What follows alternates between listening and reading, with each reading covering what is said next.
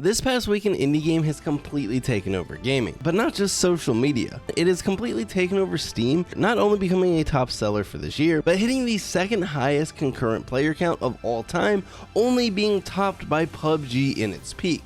Yes, that means this game has more players than Counter-Strike 2, Dota 2, Call of Duty, Apex Legends, and all of those massive games. This game has more players playing. And I'm sure you already know, but the game we're talking about is Palworld, and it's developed by a studio you've probably never heard of, Pocket Pair. However, the discourse around this game has been, well, interesting.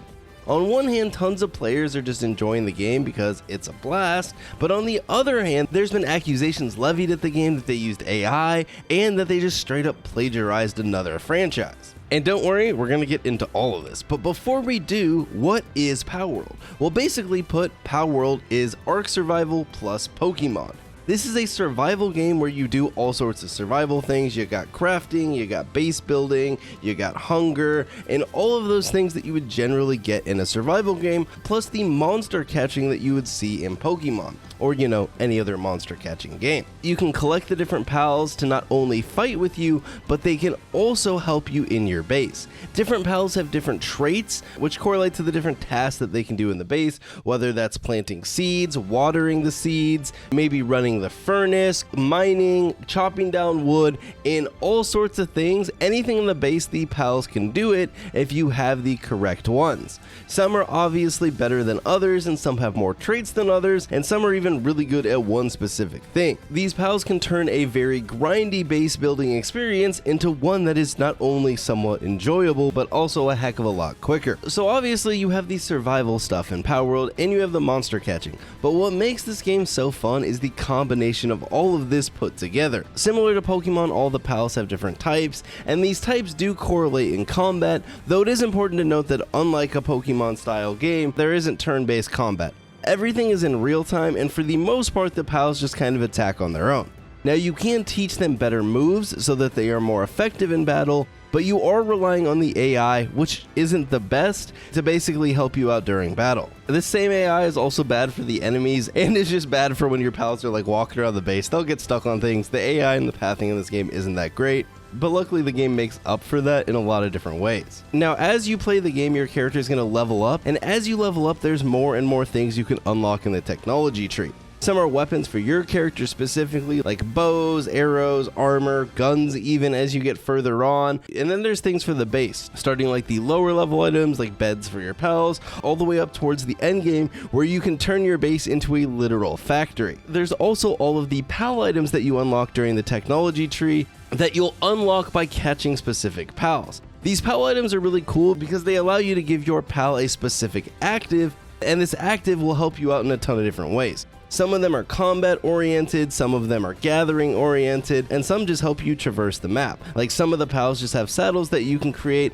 and you can turn them into ground mounts or even flying mounts, which is pretty cool. But some of the other ones are a bit more unique and a lot of fun. There's a fox where you can build his pal item, and when you do, you can pick him up and use him as a flamethrower. There's a penguin that you can turn into a rocket launcher. There's a monkey that has an assault rifle and he'll just start spraying people down. The pal items are really cool, and unlocking and building these pal items is what makes all the different pals feel so unique. And these pals have all sorts of variety. I mean, there's, your basic ones like your lambs and your sheep and stuff like that, all the way up to some of the stuff that you'll find later on in the game that get pretty crazy and intense. And then there's my favorite, good old Depresso, where if you read his bio, it says that he's not actually a grumpy dude, he just kind of has resting bitch face, which is hilarious. But the Depresso so far has probably been my favorite pal in the game, because honestly he's just hilarious, and when he's working in the base, his animations are too funny. Now, to level up in the game, you can level up in a variety of different ways, which is really cool. You can go and catch pals and level up, and the first 10 pals that you catch of every specific type,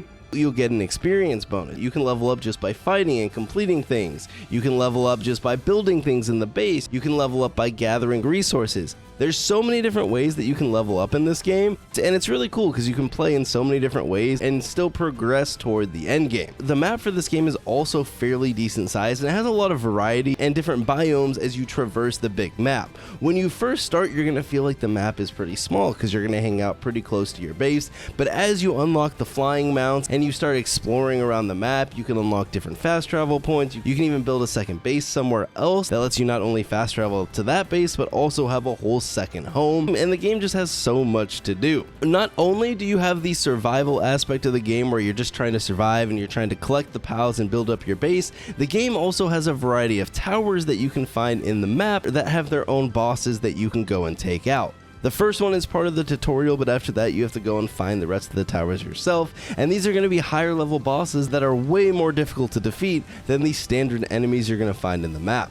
As you're exploring the map, not only can you find treasure chests and camps of bandits that you have to take out, there's also dungeons that you can find that will randomly spawn and despawn around the map, and you can enter these to go in, fight more pals, and at the end of them there's always going to be a boss, which you can actually catch, which will give you a bigger and stronger version of that pal. There's also the lucky versions of the pals, which are basically Palworld's equivalent of a shiny, though unlike Pokemon they don't have a specific color. You just know they're around because you hear the sound, and then you'll see them and they're kind of sparkly, but once you catch them they lose the sparkle. And honestly, usually survival games aren't my thing, but the combination of the combat, the base building, and just the pals in general that has made Palworld a game that I've been pretty addicted to.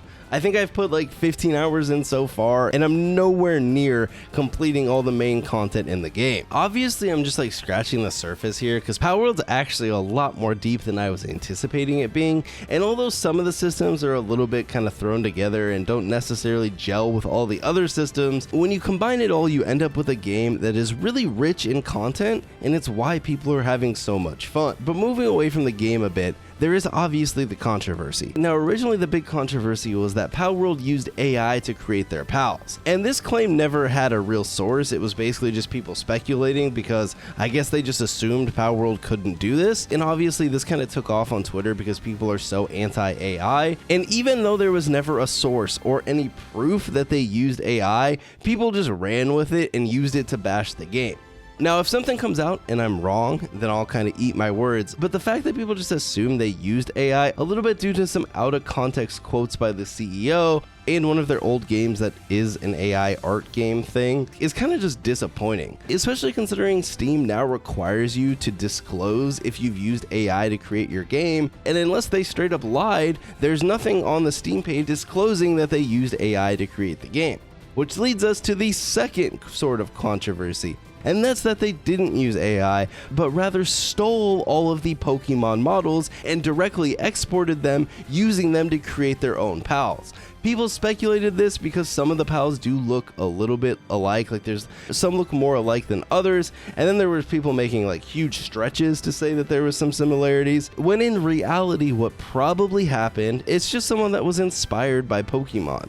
I mean, Pokemon is the most popular monster catching franchise in the world, and pretty much everyone knows about Pokemon. So it's not surprising that an indie studio with not that many devs, with not that many developers, would take inspiration from a franchise that probably has a big part in their life. Especially with the developer being in Japan, I'm sure Pokemon is even bigger over there than it is in the States. So from what we can tell, at least right now, there's been no proof of plagiarism of Pokemon. Sure, there's inspiration for some of the pals, no doubt.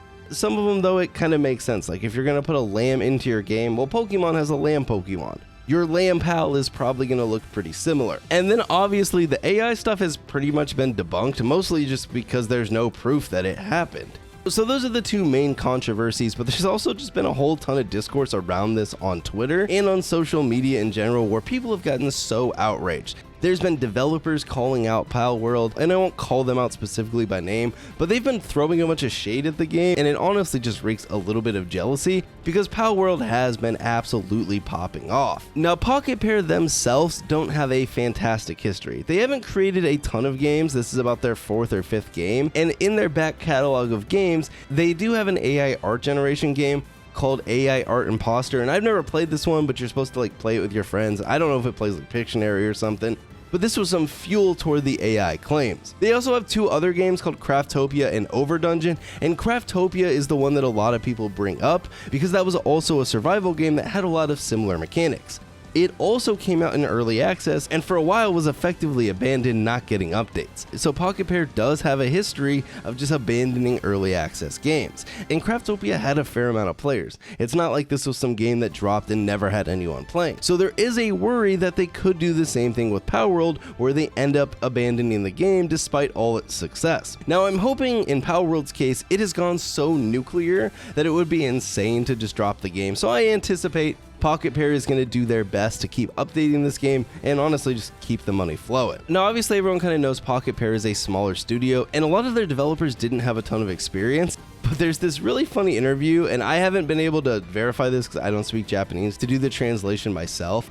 But there was an interview with the Palworld guys on like Japanese TV, and basically they just kind of learned on the job. Apparently they had a budget of like $10,000. The person who made most of the models, it was actually someone who was working part-time at a convenience store to make ends meet while they were working on the job. Apparently it was going to be in Unity, but they switched it over to Unreal, but they didn't really know how to use Unreal, so they had to learn while they were going. And there was these two super funny quotes that I hope are true. And that's that they weren't actually initially planning on adding guns, but they basically just added them because Americans like to shoot things, and they added the ability to make your character look all sorts of insane because we like to make very ugly characters. There was also a claim in the same interview, and this isn't the first time I've seen this, they really had no version control, and it seems like the development was honestly kind of messy. But somehow, despite all of this, the game that came out ended up being really cool. And I think this is a cool story that shows that not only do you not need budgets of millions upon millions upon millions of dollars to make a good game,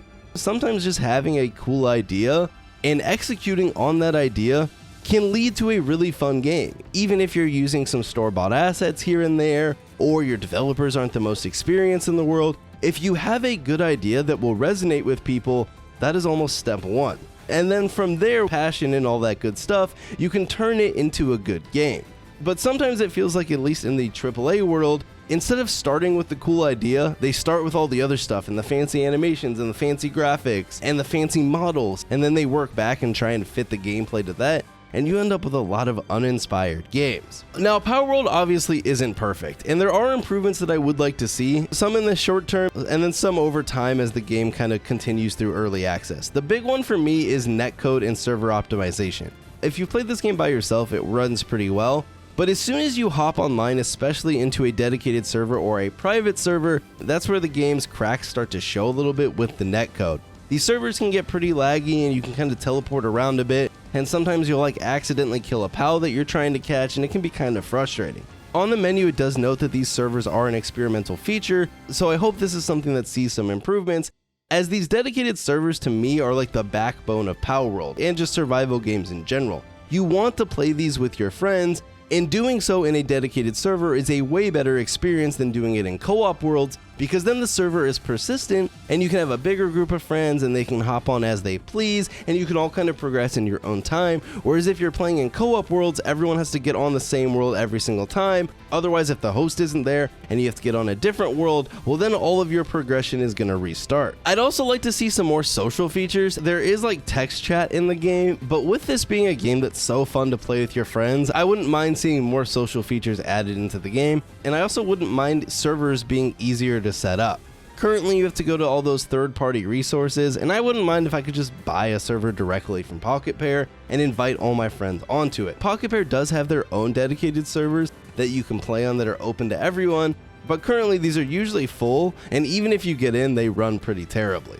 But that kind of wraps back up to that server optimization. As you get more players into these servers, they do run worse, so hopefully they can kind of figure that out and get it working. I'm also kind of curious to see where they go with future content. One of the things that I've heard that they're trying to work on first is PvP, and I think that could be really interesting and have a lot of replayability, but at the same time, with the current netcode and the AI in the game, I'm a little bit skeptical how this is going to work out, but it's kind of just a wait and see. Hopefully they figure it out and it ends up really cool, but at the same time, I could see it honestly not being that great. I also have to imagine eventually probably get more pals, which will be pretty fun. Maybe we even get new sections to the map or new maps in general. So it'll be interesting to see how they continue development on Palworld, as right now the game is just absolutely popping off. So how will they keep that momentum? But also it's worth noting that while every time a game like this kind of explodes, everyone always wonders, is it going to be the next Fortnite? Is it going to be the biggest thing in the world? And I don't know if that necessarily matters. Now, I'm not saying Palworld's going to die, but I'm saying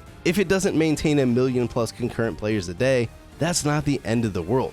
A lot of us have been having a fantastic time playing the game, and if you get your money's worth playing the game and maybe you get a little bit bored, I don't think that's the end of the world. Hopefully Pocket Pair finds some good ways to bring people back as they fall off over time, and it'll be very interesting to see how the development of this game goes. Right now you literally just pay $30 and that's it. There's no microtransactions, anything like that, which is a very refreshing business model, but it also means you probably won't see that standard live service model with battle passes and constant updates every couple weeks to the game. Rather, maybe we'll see something like big expansions added to the game every once in a while. Honestly, the game is just fantastic, and you should play it. Will this be a game that we all play for thousands of hours? I don't know, as it's still a bit unknown how replayable the game is going to stay after completing all the towers and totally leveling up your base and catching all the pals that you want to catch. But for only $30, you can easily get 40 plus hours of fun either by yourself or with your friends. And really, you can't ask for much more. This game came out in a time where it feels like we haven't been getting a ton of cool games recently. Obviously, last year was very strong, but a lot of those games last year were single player games outside of some exceptions. So it's fun so early into 2024 to already get a multiplayer co-op survival game that we can play with all our friends, hang out on servers, and have a good time. Maybe PvP will end up being really cool too, and it will kind of blow up into its own thing. For that, we'll just kind of have to wait and see, but for now, Palworld is a blast, and you should play it.